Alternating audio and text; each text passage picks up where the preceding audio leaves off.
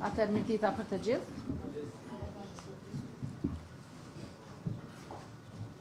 Gjykata themelore në Prishtinë, Departamenti i Krimeve të Rënda, trupi gjykues pas këshillimit dhe votimit sot me datë 21 prill 2026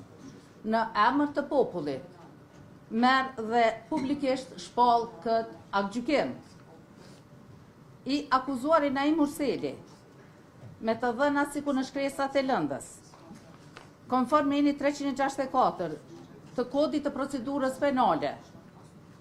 është fajtor për veprën penale të kryer në bashkëkryrje, vrasje e rënd nga neni 173, paragrafin 1, pika 1.3 dhe 1.4, lidhur me nenin 31 të kodit penal të Republikës së Kosovës. I akuzuari Granit Plova, me të dhëna sikur në shkresat e lëndës, konform neni 364 të kodit procedurës penale, është fajtor për veprën penale të kryer në bashkëkryrje, vrasje e rënd nga neni 173, paragrafin 1,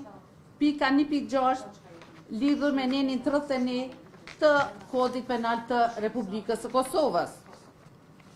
I akuzuari Granit Plova, konform neni 364 të kodit procedurës penale,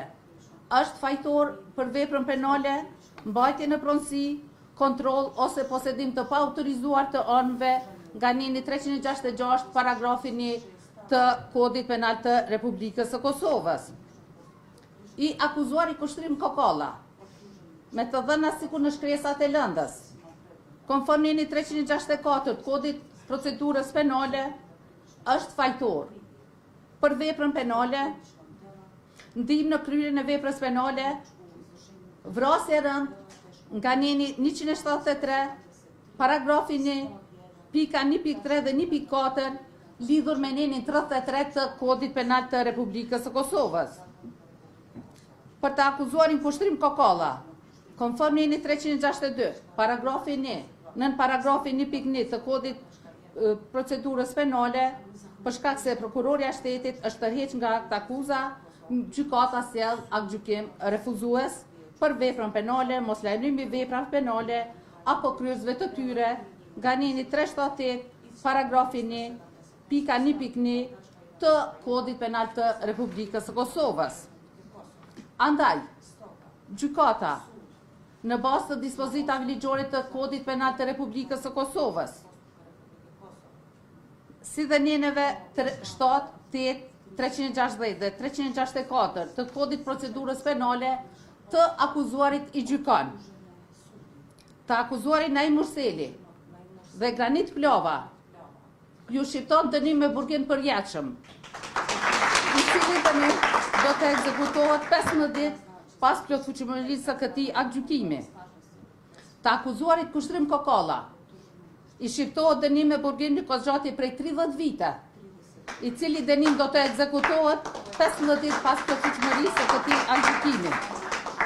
Konform neni 79, paragrafin 1 të kodit penal të Republikës së Kosovës, në dënimin e shqiptuar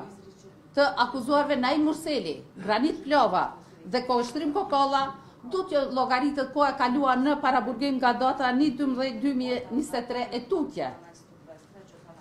Të akuzuarve Naim Urseli, Granit Plova dhe Kushtrim Kokalla ju vazhdohet mosa e paraburgimit. Detyrohen të akuzuarit që t'i paguajnë shpenzimet e procedurës penale sipas llogarisë përfundimtare të gjykatës, ku do të përfshihen edhe ekspertizat mjekoligjore të kërkuara nga mbrojtësit, po këtë do ta bëjë gjykata në llogarinë e saj, si dhe secili veç e veç në emër të paushallit gjyqësor do të paguajë shumën prej nga 500 euro,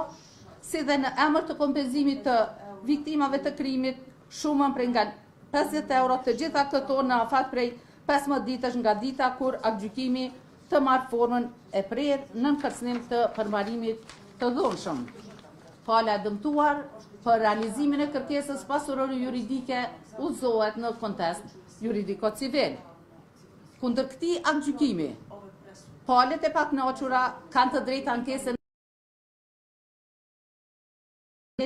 përmes kësaj gjykate. Kjo është verdikti i gjykatës themelore në Prishtinë në këtë